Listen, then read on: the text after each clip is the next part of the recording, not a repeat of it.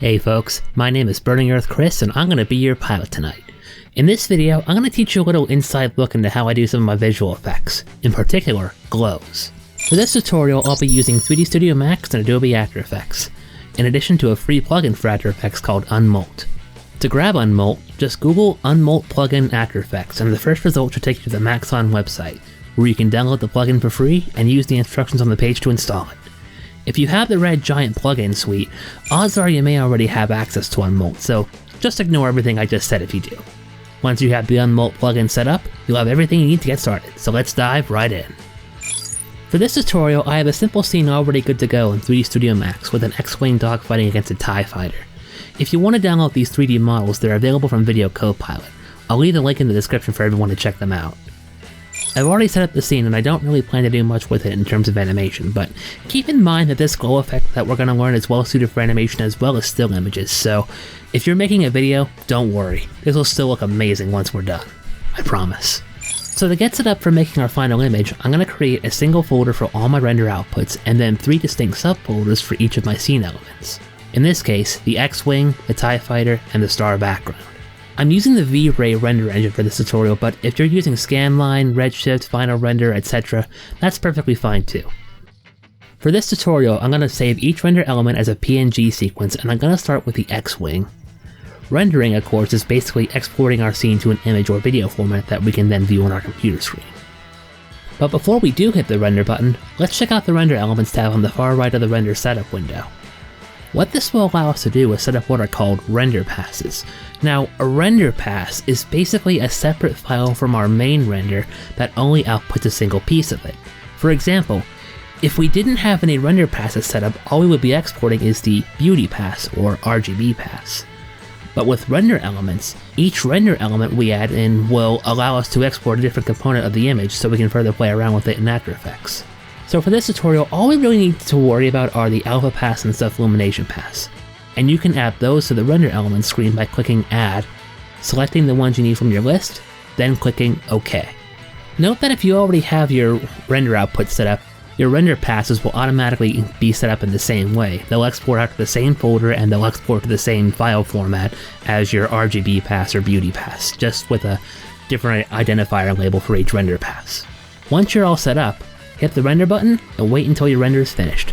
I'll do the same thing with my TIE Fighter and space background before we jump right into After Effects. Once we're in After Effects, import your footage into the project and create a new composition called Main Comp. Then set the resolution you want to use. In this case, I'm going to be using 1920 by 1080. Now, since I'm just creating a still image, frame rate doesn't necessarily matter here, but if you want to know the best practices for frame rates, a general rule of thumb is 23.97 or 24 frames per second are best for American films, 25 frames per second are best for European or Asian films, 30 frames per second are best for television, and 60, 120, or even 240 frames per second are best for web, live broadcast, gaming, and any video you intend to put into slow motion. I might cover this more in depth in a later tutorial if anyone's interested, but I just wanted to briefly touch upon that here. Once you have the main comp set up, create a second composition with the same resolution and frame rate, and call it Background. Drag your background render pass into the background composition, and then drag the background composition into the main comp. Now, any adjustments you make in the background composition will affect them inside the main comp as well. Next, we'll create a composition for our X-Wing using the same resolution and frame rate, and drag all the render elements of the X-Wing, in this case our Beauty Pass, Alpha Pass, and Self-Illumination Pass, into the X-Wing composition. Drag the Alpha Pass above your Beauty Pass, and then set the track matte setting on the Beauty Pass to Alpha Matte the Alpha Pass. What this will do is cut out the excess pixels on the Beauty Pass, so that when we finish with this composition and drag it into our main composition, the X-Wing will appear on top of it perfectly. What we can also do is add a fast box blur to the Alpha Pass, so that it'll soften the edges of the X-Wing just a touch. Turn on Repeat Edge Pixels, add a blur radius of 1 and 3 iterations, and you should be good to go. Okay, now for the bread and butter of this tutorial, the glow effect itself. Now we could just slap on a standard glow effect on the Self-Illumination Pass and call it a day, but if you're looking for a real cinematic style glow, we're going to need to take things a step further than that. First, since we exported our Self-Illumination Pass as a PNG file, it has an alpha channel of its own, and we need to fill in those empty pixels with a solid color. So what we'll do is solo the self-illumination effect that basically just makes it appear all by itself in the composition, and add a solid composite effect to this pass, setting the color to pure black. This will fill in those empty pixels and allow the glow effect to work properly. Now we'll add in a standard glow effect below our solid composite effect. We'll set the radius to 5 and the glow intensity to 0.1. Then we'll select the glow effect we just made and press Ctrl D or Command D on Mac, and on the second glow effect, we'll set the radius to 25. Now something to keep in mind here, glows and shadows basically follow a principle called the inverse square law. It's a really complex physics principle that basically boils down to the further away an object is from a light source, the softer it will appear. There's like this whole equation that goes into it and everything. I'm not going to explain this to you guys because it's basically the further away an object is from a light source, the softer it'll look.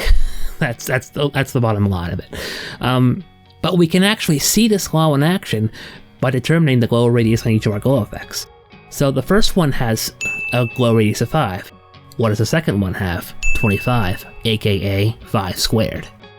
Now we'll add one more glow effect by duplicating glow effect number 2, Ctrl D or Command D on Mac, and set the radius of this third one to 125. In other words, 5 cubed.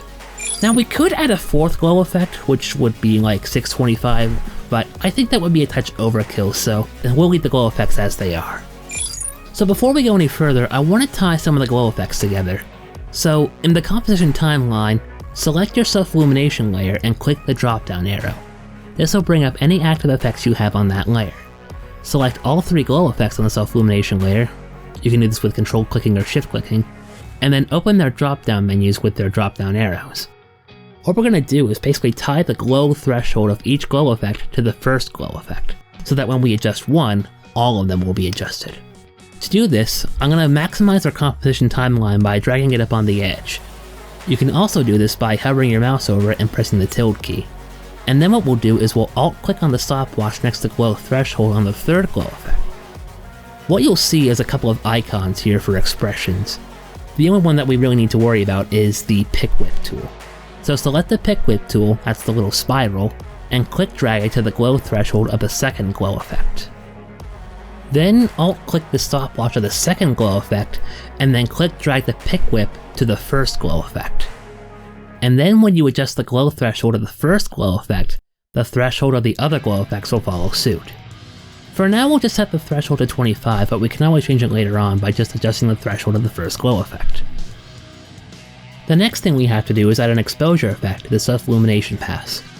So for now, let's minimize our glow effects panels by clicking on their drop-down arrows in the effects controls panel. Then just go to the effects and presets panel and search exposure. Drag and drop it in below your glow effects. Set the exposure value to 1.25 and the gamma correction to 0.75.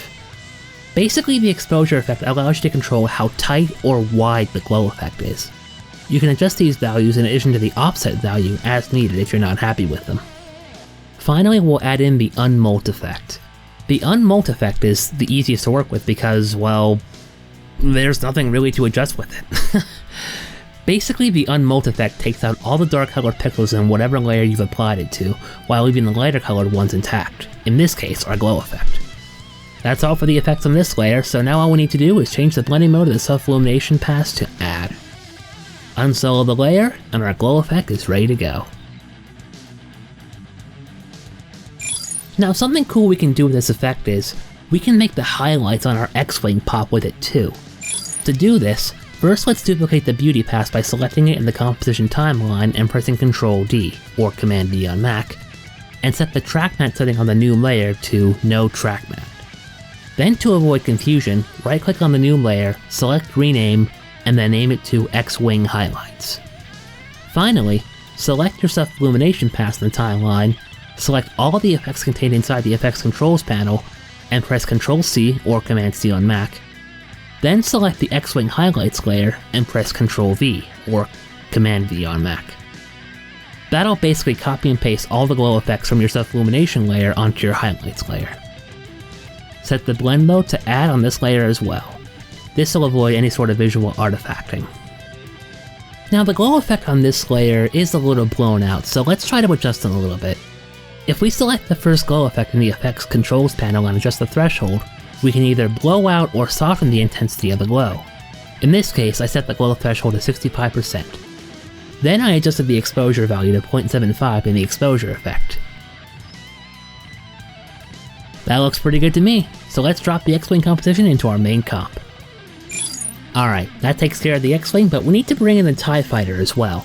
But I know you probably don't want to do that all over again. Neither do I. So let me show you a little shortcut. We're going to duplicate the X-Wing composition in the project panel and rename it to TIE Fighter. Then we'll open it up in our timeline, select the X-Wing Beauty Pass, and in the project panel, select the TIE Fighter Beauty Pass. Then Alt-click drag the TIE Fighter Beauty Pass on top of the X-Wing Beauty Pass in the timeline, and release it to replace the footage. Do the same thing with the Alpha channel and highlights. In this case, I didn't have a self-illumination channel for the TIE Fighter, so I deleted it to save on memory. Once you're finished, drag the TIE Fighter composition into the main comp, and that does it for the TIE Fighter. One final thing that we can do to get that really nice subtle film look is a little known utility in After Effects that can basically soften our highlights. First, let's create an adjustment layer in our main comp.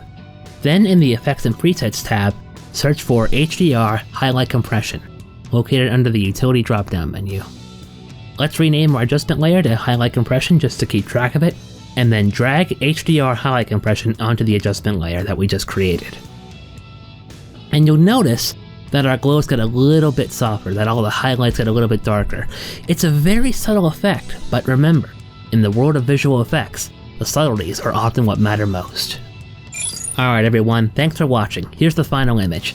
I kinda want to do more of these videos for the channel, so if you're interested in seeing more or if you have any questions, let me know in the comments, and don't forget to jeff that like button to help this video spread to other people. Take care everybody, I'm Burning Earth Chris, and remember, you have the power to set the world on fire. You have the power to make a difference. We'll see you next time.